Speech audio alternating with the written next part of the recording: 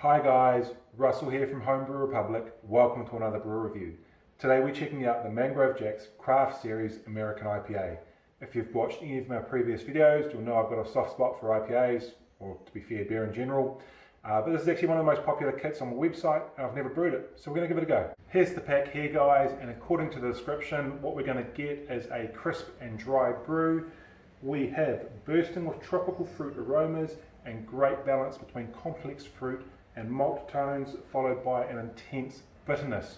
Sounds pretty good. Let's talk about that bitterness. So according to the pack, the IBU, which is International Bitterness Units, is 48 to 56. Now IBU is an international scale that's used to measure bitterness. Bitterness is always going to be subjective because what is bitter to me might not be to someone else, but the IBU for this beer is 48 to 56. So on that scale is a really good mid-strength bitterness. A couple of comparisons to give you. One of my last brews was the Tropical IPA, which was an extract kit recipe that had a target IBU of 35, and I described that as a really easygoing kind of mid-bitterness.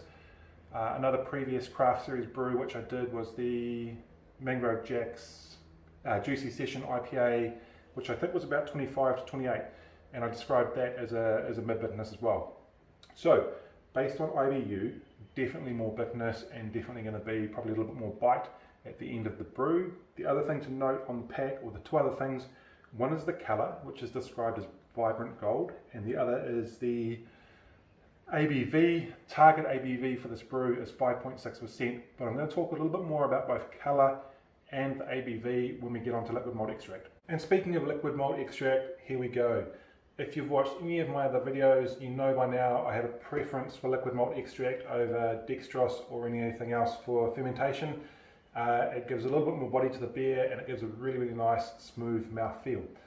Now, what the kit actually requires is 1 kg of dextrose or 1.2 kgs of malt extract. The reason you're using slightly more malt extract over dextrose is because dextrose is purely fermentable, whereas if you're using like a malt extract or something like that, you have some unfermentables, so you have to use a slightly higher amount to get the level of fermentable material you require. What I have today is a tin of Black Rock. So I don't have any issues swapping brands when it comes to your fermentation fuel, whether that's dextrose or whether it's liquid malt extract. Are there differences between the brands? Yeah, of course, they will have used different malts to go into it, which means they might have a very slightly different flavour, but all in all, you're going to get largely the same outcome. There could be some differences, so personal preference, but I like the Black Rock stuff as well. Now, the only difference is Black Rock comes in a 1.7 kg tin. So if you stayed with Mangrove Jacks for the liquid malt extract, you can get, if you want to go up high, you can get a 1.5 kg pouch, but normally you would grab a 1.2 kg pouch of liquid malt extract. Because we're using a slightly higher volume, an extra 500 grams, that is possibly going to lift up our ABV slightly higher, above 5.6%, depending on what our initial and our final gravity is, but I'll let you know when we get to. Now the other piece is colour. So the target colour for this is, I think it said bright gold. When we use liquid malt extract, we are going to give some depth to the colour and maybe darken that off a little bit.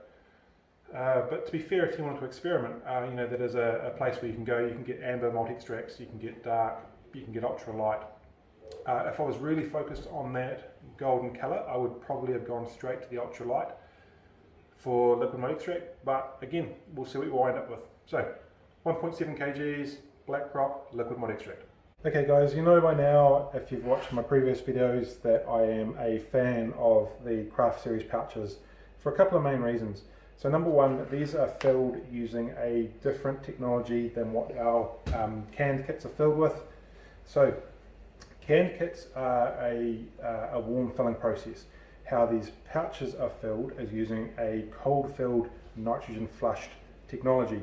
Now what they basically say is that that process helps us protect the flavour and aroma characteristics of the malt, which basically means we're going to get a better brew on the other side. The other reason I love these packs is they're really, really clever pouches. If you have a feel, there's a soft side and then there's a side for some lumps. The there's a layer in the middle which gives us a wet side for our malt, and a dry side which contains the hops, a craft series yeast, which is actually the third reason I love these packs, and our brewing instructions. So if you're looking for the brewing instructions, they're in here. Now what I saw on another video, depending on what you want to do, is if you get a sharp knife, run a line over here, and it will let you take your dry ingredients out. Now the reason that is helpful to you is if you want to sit your malt in a bucket of warm water or a bowl of warm water to soften the malt before you pour it into your fermenter, you want in particular the yeast out of there before you're sort of submersing it into that warm water. So all that said, let's open this up and check out what's on the inside.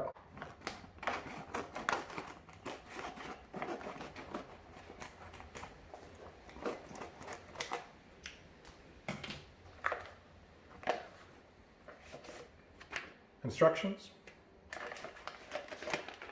our hops,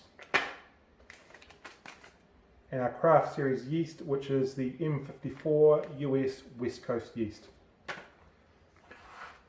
And what you can see here, as we described, is a wet side for our malt and a dry side, which is where our dry ingredients were. Hops. We have a really interesting hop bill for this brew.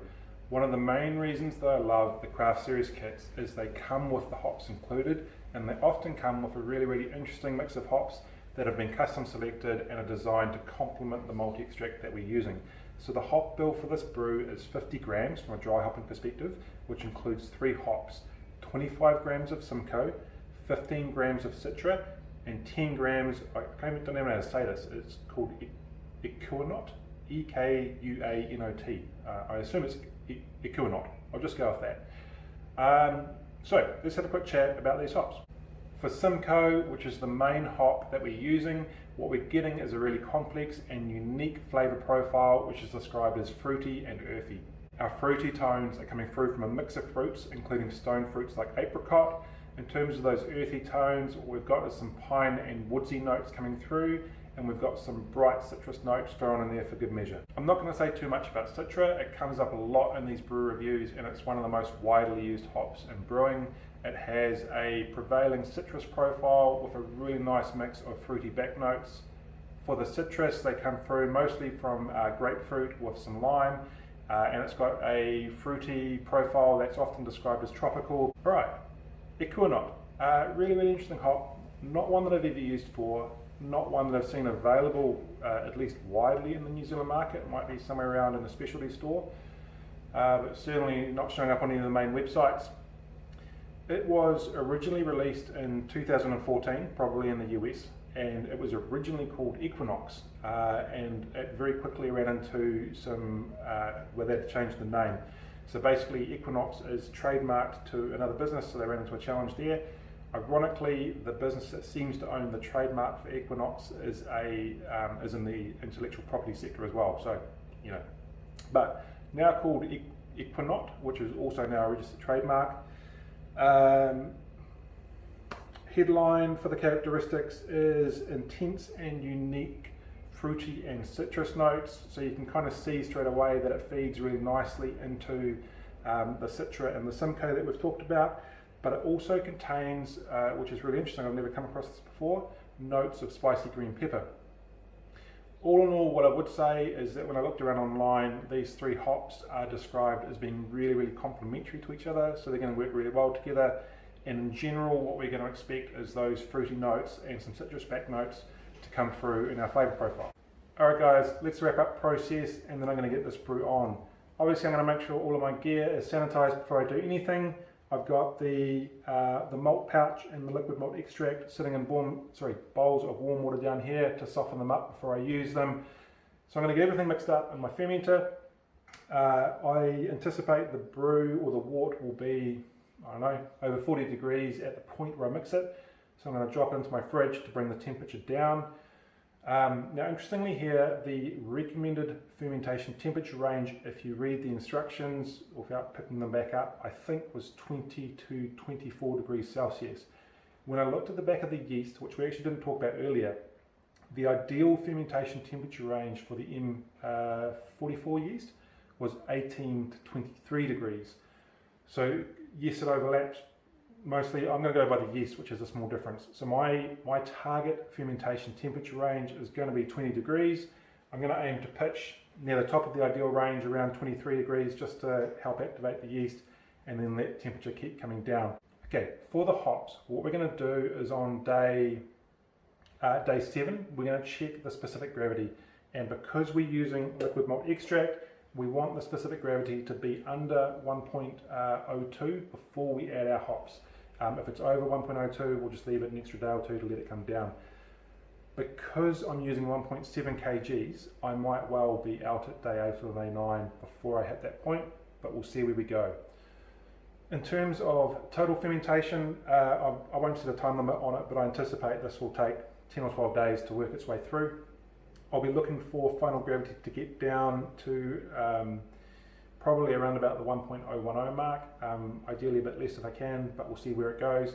Fermentation will be finished when we have specific gravity stable for 2 days. What I will then do is drop finings into my beer. I use the Mangrove Jack's liquid finings. I will leave it for a day and then I'll cold crash. So I basically just turn my fridge on, let temperature come down. Those two things is what helps give me a really nice, crisp, clean finish. I let it sit in the fridge for a day, so basically 48 hours in total to prepare for bottling. I bottle, I use carbonation drops, and before I bottle I siphon off or rack off into a bottling bucket, and obviously there's a sediment filter on the bottom of that. So all that said, too much talking, not enough brewing. I'm going to see you guys when we pitch the yeast. Cheers!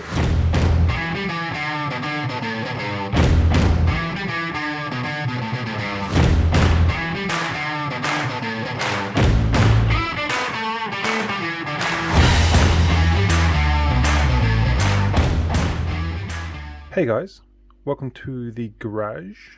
What you can see here is my new toy. So I have hooked up a dual temperature controller to my fridge. So we've got here is temperature controller pushing through to a dual power outlet.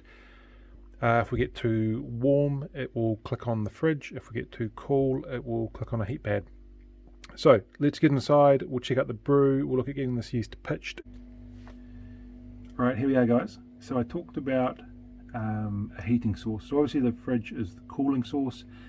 The fermenter is sitting on a heat pad, which is a heating source. And we're inside a fridge, so we've got a really nice stable temperature environment. What you can see there, kind of see up the back here, there's a couple of wires coming in, that's the power for the heat pad. But the key little piece here is this guy. So here's my thermostat running back up into that temperature controller. Let's get this lid off, we'll get the yeast in and call it a night. Here we go guys. M54 US West Coast yeast. In we go.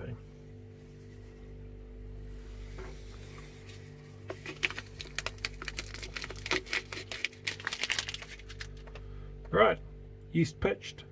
All that said, the next time I check in and see you guys will be on day 7 for a gravity check to pitch our hops. Hi guys, welcome back to the garage. So technically right now we are day 9 from when the yeast was pitched. Specific gravity has hit 1.025. Not bubbling, but we're still holding quite a bit of pressure inside, so we are still fermenting. I actually checked on 2 days ago on day 7 and it was 1.030, so it's come down a bit. The reason, well, I can't say the reasons because I don't really know for sure, but one thing that was weird with this brew was when I pitched the yeast, it took a good, it was between 48 and 60 hours, 2.5 days until it started fermenting. I was actually a little bit worried about whether it was going to get going or whether something had gone wrong. I did check the yeast packet to make sure the yeast hadn't expired, but yeah, got underway. So I suspect that's probably why it's taken us out to day 9 to sort of get that gravity reading down. It's had 7 days to ferment from here. So either way, as per instructions, going to get this lid off. We'll have a quick look, get these hops pitched, and that'll be us closing this back up. Check that out. Nothing at all to worry about. This fermentation is trucking. Alright guys,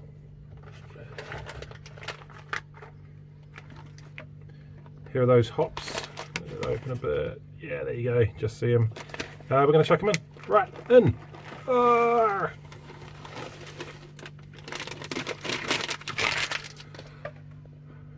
Nothing to worry about. Those will sink into the brew and transfer their aroma and flavour characteristics. So at this point, I'm going to get the lid back on. I am actually about to go away for 4 nights. So when I come back, it will be I'll get back on the night of day 13 from when I pitched the yeast. In reality, I'm not going to look at it. I'll leave it till the next day. So it'll have been 2 weeks from yeast pitching when I look at this next, and I'll check out where it's at. Assuming it's finished, I'll leave it alone another day anyway, just to make sure the gravity reading is stable for 2 days. Probably said it earlier, I will add finings, leave it alone for another 24 hours. I will turn the fridge on, cold crash for 24 hours.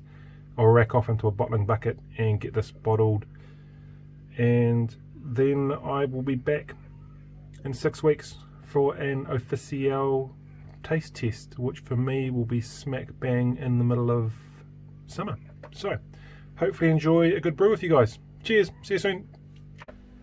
Sorry, 2 more things very quickly. Down here, our thermostat we have held perfectly on 20 to 22 degrees. I did just lift it up very slightly from where I intended to keep it when I was worried about fermentation going or getting underway, but other than that, it's held at that temperature there. So smack in the ideal range for the yeast. And I've got one more thing to show you real quick. There you go guys, sneak peek. Here's another brew I got going. This is the next video which you'll see, and it is the Mangrove Jack's Craft Series Raspberry and Lime Cider. So if you go back a few videos on the channel, look somewhere around the screen, I'll post a little link / card. You'll find the brew review for the Craft Series Apple Cider, which was actually the first cider that I have brewed. Worked a treat, went down really well. So we got another one on.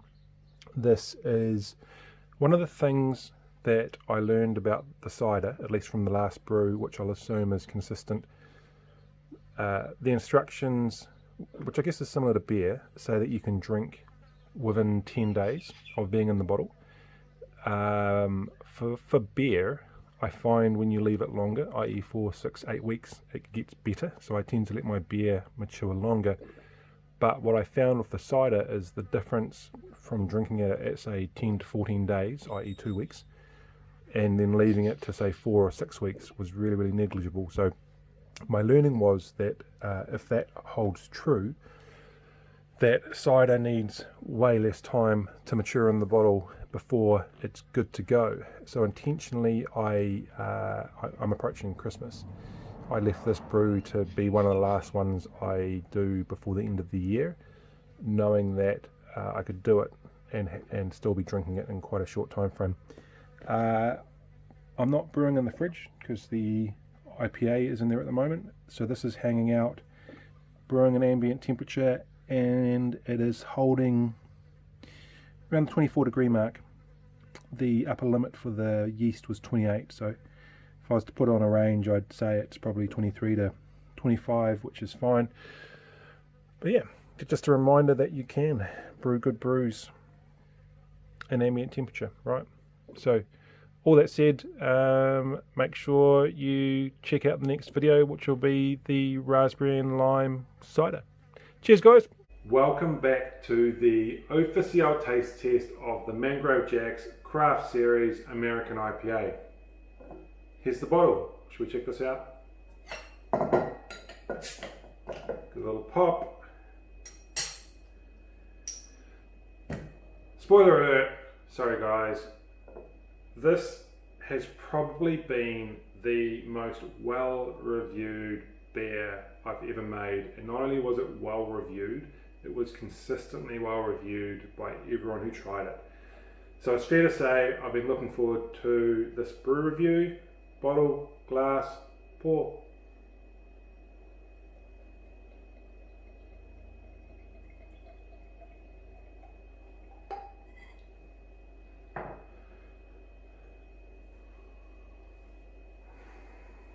Here we are, guys.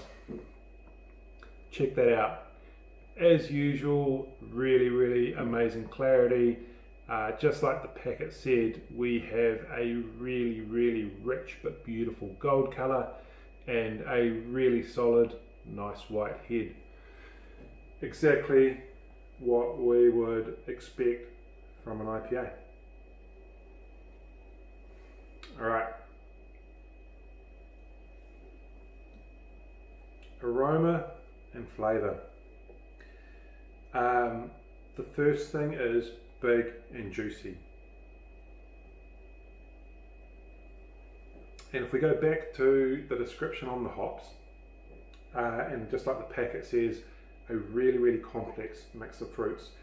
Definitely got the tropical tones coming through there, but again, just go back to some of those hop descriptions. There was stone fruit, there were melons, there were tropical notes, it was all in there. So for me, it's quite hard to distinguish any specific fruit, except to say that there is a very strong tropical theme coming through, both in terms of the aroma and in terms of the flavour that sits underneath it. The other thing I would say is the next major kind of noticeable element is the citrus, which I really like. If you go back, I don't know, half a dozen videos, it was probably 3 or 4 months ago, I did a brew review, and it was a recipe using Black Rock kits, and I built out a tropical IPA. And one of the things that I said at the end of that was that the flavour was potentially one-dimensional. It was the way I did it. It was all about the tropical notes, and it might benefit from some citrus to round out or give some breadth to the flavour. That's what this has done, and it's done it really well. It's achieved a really awesome balance between the fruity notes and the citrus notes really perfectly. The other thing that I really like, and again, if you go back to some of those hop descriptions, it wasn't just about the citrus or the fruits, it was really complex. We sort of had resinous pine notes, we had earthy notes, we had herbal notes, and all of those are sitting in there as these back notes. And it might sound weird bringing all those things together, but like I said, it's big, it's juicy, and it's been done really well in that context.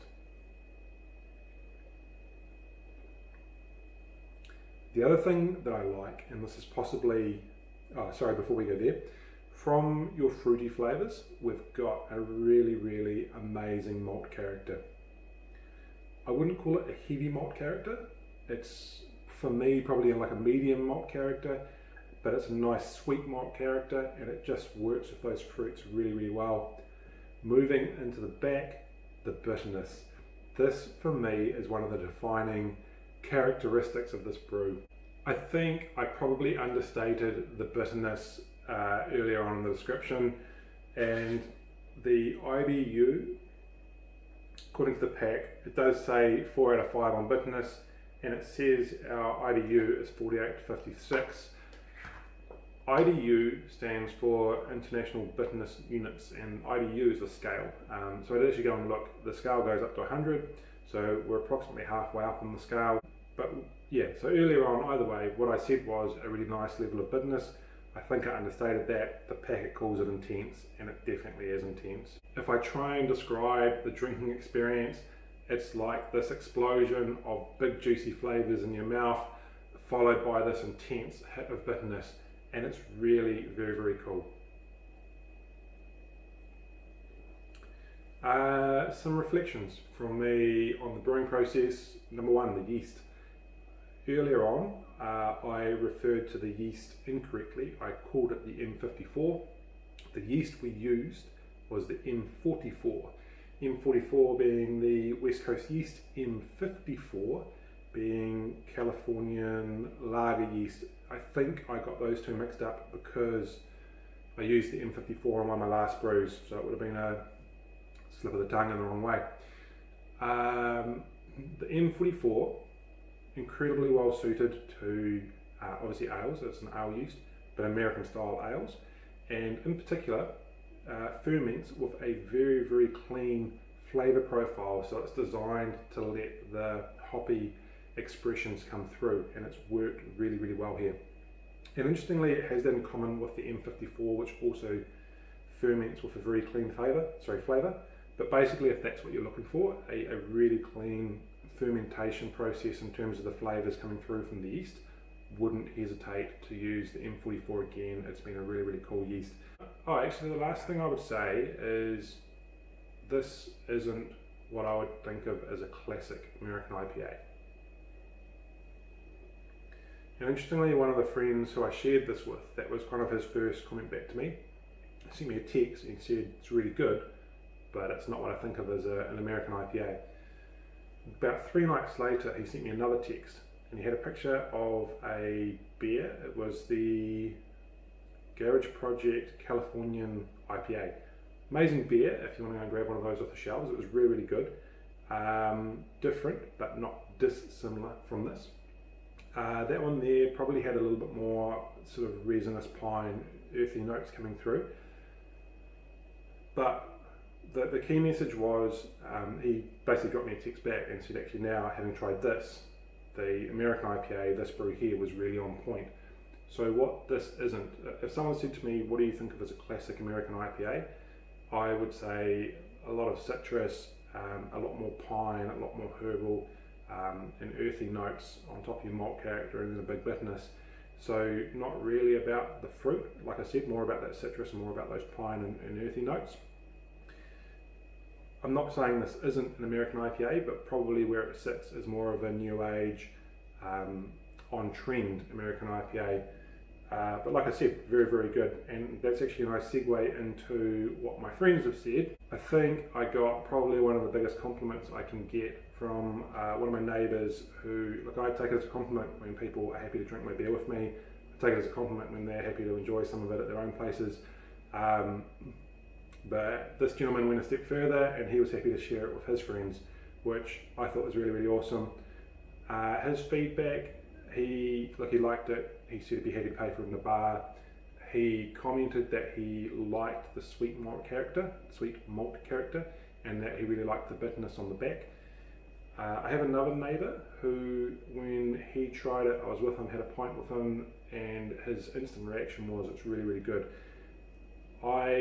That was cool for me because he tends to be one of the harder critics for me to win over when it actually is a good brew. So for him to come straight out with that, a real testament to this brew here. He also commented that it was really big and juicy, so he picked up on those big juicy notes. And last friend of mine who tried it, he commented that it was the best one I've produced yet, and commented on the bitterness. I didn't know this about him, but he really likes his bitters, and so he was a fan of the bitterness at the back. So if I was to wrap up what these guys were saying, apart from it being really good, they were commenting on the fact that it was a big juicy brew, they were commenting on the sweet malt character, and they were commenting on the intense bitterness and the intense bitter hit that you get on the back end. So I think that's a fair description. I don't think I've done this, but if I had to, I don't have to, I'm going to give this a rating on the Homebrew Republic brew scale, and this is going straight to a 10 out of 10. It really was an exceptional brew on that front, which is probably a nice way to start thinking about wrapping up this video. In terms of what you've got coming next, the next brew review is going to be a pear cider that'll drop in 2 or 3 weeks, but the one after that I'm really, really looking forward to. So lately I've done a lot of the craft series kits. I'm a big fan of them. You guys will know that by now. But what I wanted to do was do some more videos getting back down to the basic kits, just our tin kits. And I've changed the format. So instead of doing one brew, I'm going to do 2 brews per video. And I'm going to take the same kit, 1 brew. I'm going to go as basic as possible. So basically dextrose, the yeast that comes with it, and just get it on. The second brew, what I'm going to do is turn it into a recipe. So I'm going to use a craft series yeast. I'm going to use some hops. I'm going to use liquid malt extract. Obviously, we'll bring those back together for the official taste test and see what the differences are and see what we get. From here, guys, if you like this video, give us a thumbs up. Helps us out. We really like it. Feel free to go across to that little subscribe icon and make sure you subscribe to the channel. Feel free to leave comments below, and to everyone who's tracked down the website homebrewrepublic.co.nz and sent us a message or given us a call, really appreciate you took the time to do that, and it was great chatting to you guys. All that said, we'll catch you next time. Cheers. Cheers.